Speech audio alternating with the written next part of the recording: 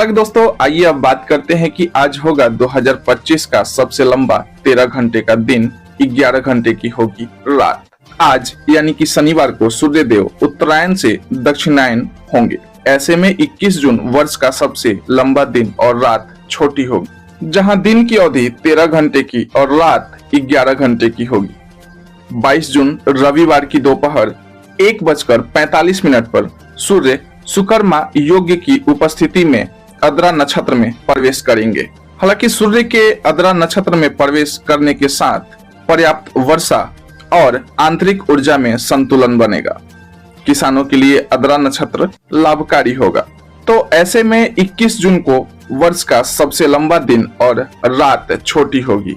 दिन की अवधि 13 घंटे की और रात 11 घंटे की होगी। पीएम मोदी ने राष्ट्रपति मुर्मू को जन्मदिन की बधाई दी।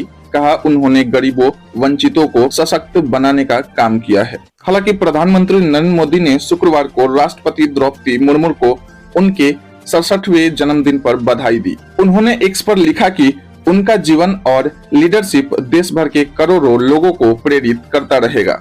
हालांकि उन्होंने ये भी कहा कि जन सेवा, सामाजिक न्याय और समावेशी विकास के प्रति उनकी अटूट प्रतिबद्धता सभी के लिए आशा और शक्ति की किरण है।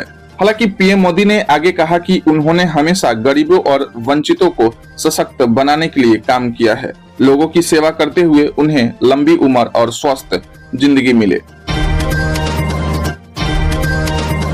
ब्लैक बॉक्स विदेश भेजे जाने पर अभी कोई फैसला नहीं, केंद्र बोला जांच जारी है। अमेरिका भेजे जाने की खबरें चली थी। हालांकि अहमदाबाद में 12 जून को क्रैश हुए एयर इंडिया विमान का ब्लैक बॉक्स जांच के लिए अभी विदेश नहीं भेजा गया है। केंद्र सरकार ने इसको लेकर बयान जारी किया है। एयर इंडिया ड्रीम लर्नर का ब्लैक बॉक्स को 13 जून को मेडिकल हॉस्पिटल के छत से बरामद किया गया था। केंद्र सरकार ने गुरुवार को कहा कि प्लेन के ब्लैक बॉक्स को कहां भेजा जाएगा, इसका फैसला एयरक्राफ्ट एक्सीडेंट इन्वेस्टिगेशन ब्यूरो यानी कि AAIB करेगा। यह फैसला अभी तकनीकी सुरक्षा और गोपनीय पहलुओं को ध्यान में रखकर लिया जाएगा। फिलहाल AAIB की जांच जारी है। केंद्र ने बताया कि प्लेन से 2 ब्लैक बॉक्स CVR और DFDR सेट मिले हैं। पहला सेट 13 जून को और दूसरा 16 जून को बरामद किया गया। यह मॉडल 2 ब्लैक बॉक्स सेट के साथ आता है। एयर इंडिया को बिना जांचे एयरबस उड़ाने पर चेतावनी। DGCA ने कहा प्लेन में अनवेरिफाइड इमरजेंसी इक्विपमेंट्स मिले, रजिस्ट्रेशन भी पुराना।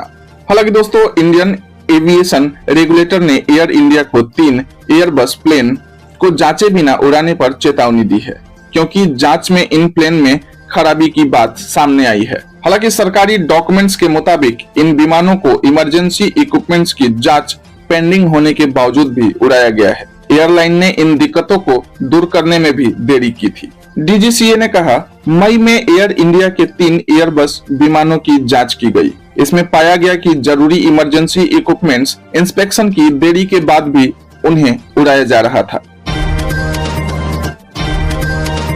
तो आइए दोस्तों अब बात करते हैं कि राजनाथ सिंह SCO की मीटिंग में हिस्सा लेने चीन जाएंगे। 7 साल बाद किसी भारतीय मंत्री का होगा दौरा। पाकिस्तानी रक्षा मंत्री भी पहुंचेंगे। हालांकि रक्षा मंत्री राजनाथ सिंह 25 से 27 जून तक चीन के किंगदाओ शहर में होने वाली संघाई सहयोग संगठन यानी कि SCO की रक्षा मंत्रियों की बैठक में हिस्सा लेंगे। इस बैठक में पाकिस्तान के रक्षा मंत्री ख्वाजा आसिफ भी शामिल होंगे। हालांकि यह किसी भी भारतीय मंत्री का 7 साल बाद चीन का दौरा होगा। इससे पहले अप्रैल 2018 में उस समय की विदेश मंत्री सुषमा स्वराज गई थी। हालांकि बताया जा रहा है कि यह दौरा ऐसे वक्त में हो रहा है जब भारत और चीन के बीच रिश्ते सामान्य करने की कोशिशें चल रही है। व्यापार, यात्रा और संवाद फिर से शुरू हो चुके हैं। हालांकि राजनाथ सिंह की मुलाकात चीन के रक्षा मंत्री एडमिरल डोंग जुन से द्विपक्षीय वार्ता के तौर पे भी होगी। हालांकि इस दौरान दोनों देशों के बीच वीजा नीति, कैलाश यात्रा, जल आंकड़ों का साझा करना और हवाई संपर्क बहाल करने जैसे मुद्दों पर भी चर्चा हो सकती है। हालांकि दोस्तों आइए अब बात करते हैं कि केंद्रीय गृह मंत्री अमित शाह ने कहा कि इस देश में जो लोग अंग्रेजी बोलते हैं उन्हें जल्द ही शर्म आएगी। ऐसा समाज का निर्माण अब दूर नहीं है। हालांकि उन्होंने यह बयान गुरुवार को नई दिल्ली में पूर्व आईएएस आशुतोष अग्निहोत्री की बुक मैं खुद स्वयं खुद सागर हूं के विमोचन के मौके पर दिया। हालांकि अमित शाह ने हिंदी समेत भारतीय भाषाओं के भविष्य पर कहा, अपना देश, अपनी संस्कृति, अपना इतिहास और अपने धर्म को समझने के लिए कोई भी विदेशी भाषा पर्याप्त नहीं हो सकती। हालांकि अधूरी विदेशी भाषाओं के जरिए संपूर्ण भारत की कल्पना नहीं किया जा सकता है। हालांकि बातों बातों में अमित शाह ने यह भी कहा कि मेरा मानना है कि हमारे देश की भाषाएं हमारी संस्कृति के रत्न हैं। अपनी भाषाओं के बिना हम वास्तव में भारतीय नहीं रह सकते। हालांकि अब बात करते हैं इजराइल में माइक्रोसॉफ्ट ऑफिस के पास गिरी ईरानी मिसाइल, 6 घायल। अमेरिका बोला ईरान परमाणु बम बनाने के करीब, सिर्फ खामेनेई के आदेश का इंतजार। हालांकि दोस्तों, टाइम्स ऑफ इजराइल की रिपोर्ट्स के मुताबिक मिसाइल माइक्रोसॉफ्ट ऑफिस के नजदीक गिरी। बताया जा रहा है कि यह लगातार दूसरा दिन है जब विशेम्बा शहर पे मिसाइल हमला हुआ है। हालांकि इससे पहले गुरुवार को भी ईरान ने विशेम्बा के एक अस्पताल पर मिसाइल दागी थी, जिसमें 50 से ज्यादा लोग घायल हो गए थे। हालांकि न्यूयॉर्क टाइम्स की एक रिपोर्ट के मुताबिक अमेरिका का मानना है कि ईरान अब परमाणु हथियार बनाने की पूरी क्षमता रखता है।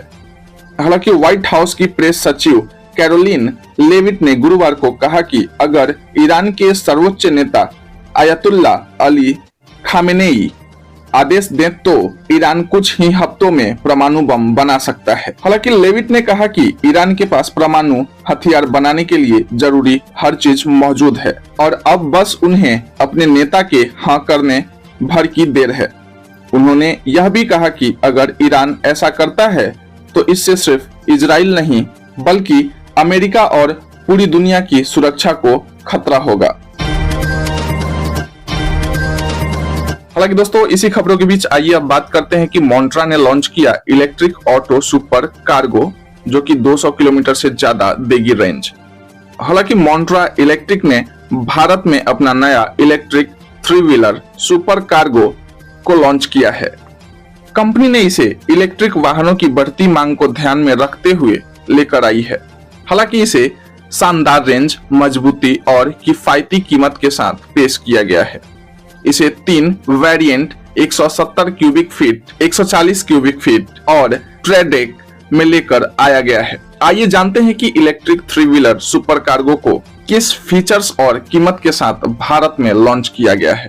हालांकि इसमें 13.8 किलोवाट हर्ज लिथियम आयन बैटरी दी गई है, जो 11 किलोवाट पीक पावर और 170 Nm का टॉर्क जनरेट करता है। हालांकि इसमें दी गई फुल चार्ज होने के बाद 200 किलोमीटर से ज्यादा प्रमाणित रेंज और वास्तविक इस्तेमाल में 170 किलोमीटर की रेंज देती है।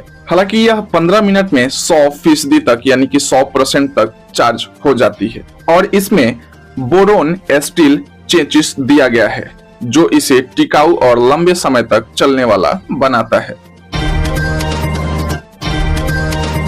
समुद्र के रास्ते तेल सप्लाई का दूसरा प्रमुख चेक पॉइंट है हॉर्मुज। ईरान ने इसे बंद करने की दी है धमकी। हालांकि इजराइल ईरान वॉर दूसरे हफ्ते में प्रवेश कर गया है। इसकी शुरुआत पिछले शुक्रवार को हुई जब इजराइल ने ईरान पर हमले किए। हालांकि ईरान ने एक बार फिर हॉर्मुज डल जमरू मध्य को बंद करने की धमकी दी है। ईरान पहले भी कई बार यह धमकी दे चुका है, लेकिन अभी तक उसने कभी इस महत्वपूर्ण पेट्रोलियम व्यापार मार्ग को बंद नहीं किया, क्योंकि इस पर उसकी अपनी अर्थव्यवस्था भी टिकी है। तो आइए दोस्तों, अब बात करते हैं दिल्ली से जुड़ी कुछ खास खबरों के बारे में। जैसे कि दिल्ली में 1 जुलाई से इन वाहनों को नहीं मिलेगा ईंधन, पेट्रोल पंपों पर लगे कैमरे। हालांकि बताया जा रहा है कि दिल्ली एनसीआर में वाहन चालकों के लिए महत्वपूर्ण खबर है। CAQM के अनुसार 1 जुलाई से पुराने वाहनों को ईंधन नहीं मिलेगा, क्योंकि दिल्ली के सभी पेट्रोल पंपों पर ANPR कैमरे लगाए गए हैं। ये कैमरे पुराने वाहनों की पहचान करेंगे और उन्हें ईंधन देने से रोकेंगे। हालांकि 1 नवंबर से यह प्रणाली एनसीआर के 5 जिलों में और 1 अप्रैल 2026 से पूरे एनसीआर में लागू होगी। CAQM ने कहा कि ऐसे वाहनों की पहचान होगी सेंट्रल डेटाबेस से जुड़ेगा।